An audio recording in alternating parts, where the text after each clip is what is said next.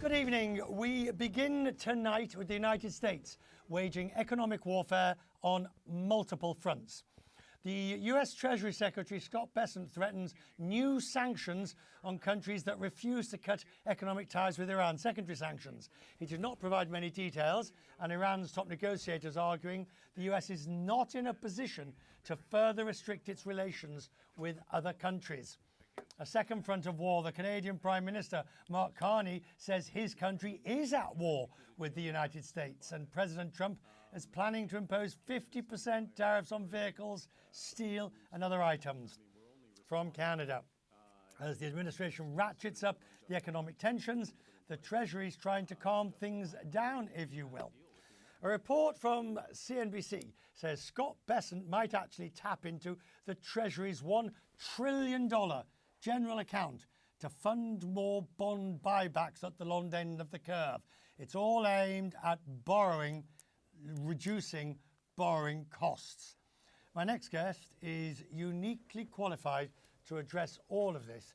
Janet Yellen led the US Federal Reserve from 2014 to 18. She also served as the Treasury Secretary under President Biden. And during that time, the Treasury sanctioned Iranian oil and some of the ghost fleet, bringing it to market.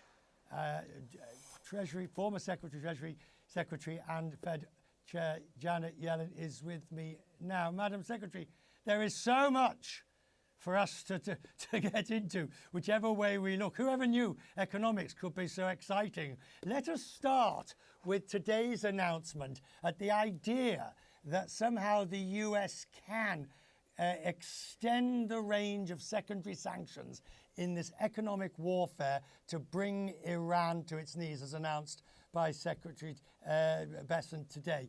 What do you make of that? Is it viable?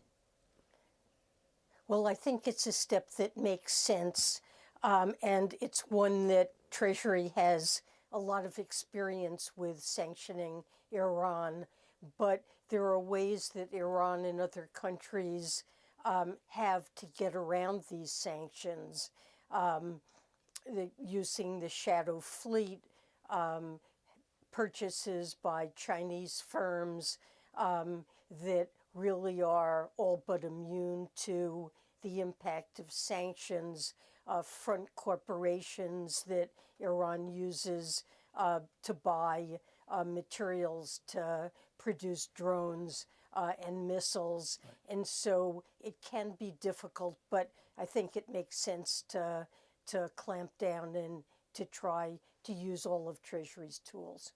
And even if it means and involves, as it invariably will, arguably, annoying, frustrating allies, whether it be, say, for example, Turkey or indeed Pakistan or any of the other countries, that somehow manage to still do business in one shape, form, even if several positions removed from Iran, because ultimately it is the dollar where everything finally ends up, and that's the strong part.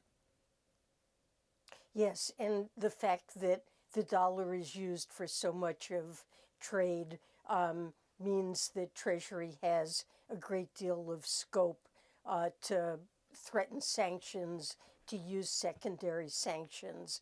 There can be costs involved in doing that the United States has to weigh very carefully, foreign policy cost, and as I say, some practical limits to what can be accomplished. But at the moment, you think this is the right move in the right direction? So I'm not trying to weigh in on what the broader strategy should be that the administration should be using with respect to resolving the war with Iran, but it is an approach that can increase the economic pressure on Iran if that's the route that the president wants to take. You're uniquely qualified, having been Treasury Secretary and Fed. This maneuver that the administration's doing, trying to twist the yield curve down at the long end. Now, the sums involved are much less than they were in 2011. The market has given its reaction. by basically restoring long yields to where they were. On this war against the bond market, do you think it's doomed? Is it just inevitably, and also arguably trying to pull down the long end whilst the also worried about the short end? It seems like a no-hoper.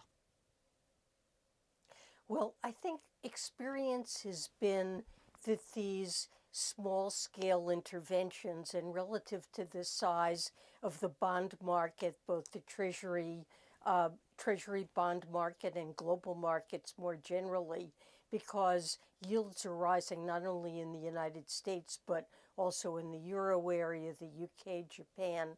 This is really a small intervention.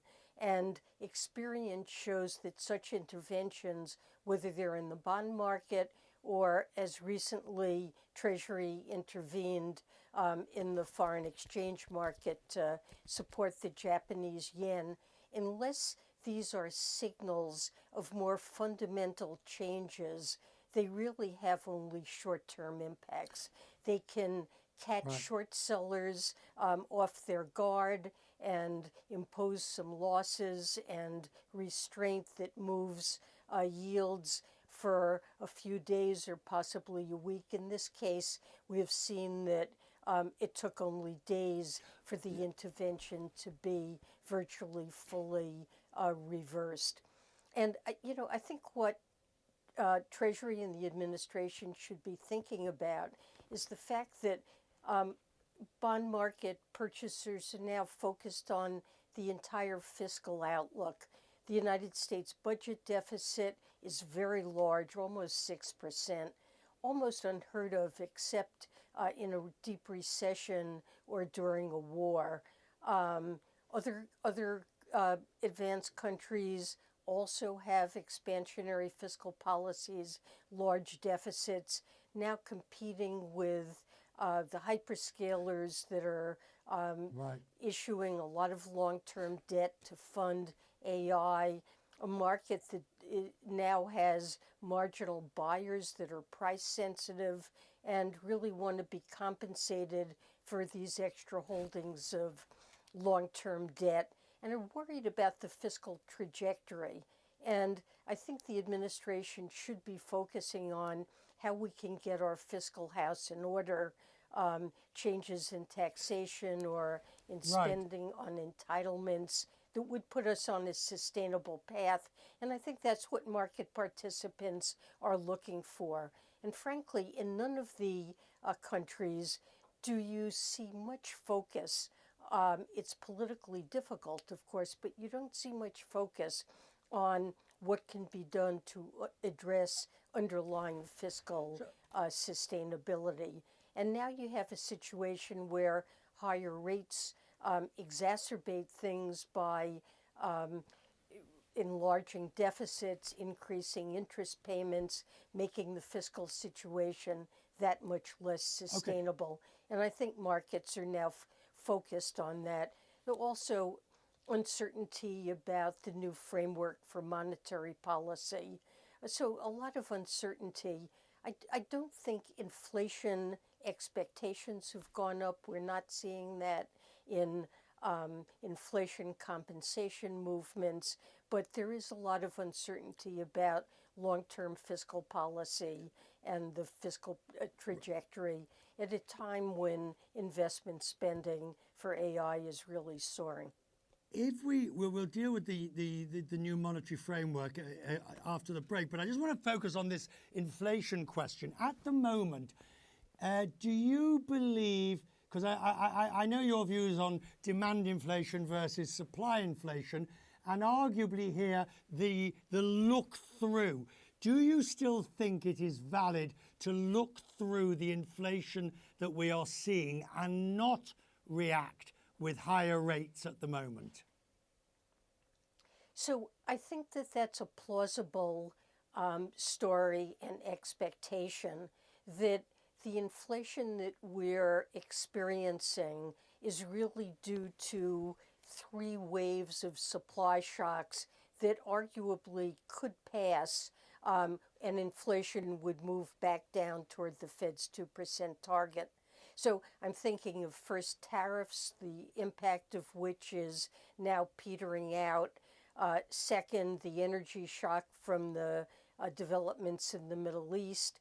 And third, the AI boom is pushing up electricity prices, semiconductor prices. It's flowing through into consumer electronics.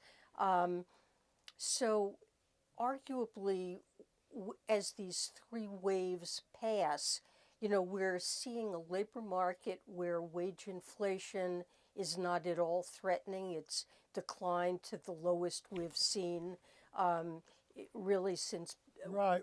before the pandemic. Would you wait and but, see? Sorry, carry on. But we have had 5 years with inflation exceeding the Fed's target. And the Fed has to be very careful to make sure that this doesn't become generalized in wage movements and inflation that has its own continuing momentum. So it's uncertain whether or not, in my view, it will or won't be necessary to raise rates. I believe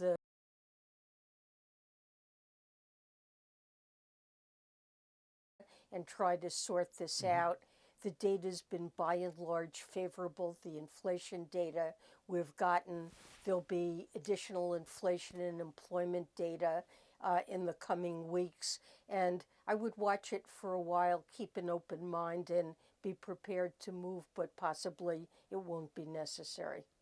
Before we take a break and move on, does it worry you that on the economic front, the US, the Treasury, the administration is fighting on so many fronts? It's fighting the bond market, it's fighting sanctions, and now it's called and also fighting a trade war with the closest ally of Canada. Is that a concern from an economic point of view? Well, I mean, some of the developments that you cited, I do think are a significant concern. I think that the recent action against Canada is going to greatly harm both Canada and the United States.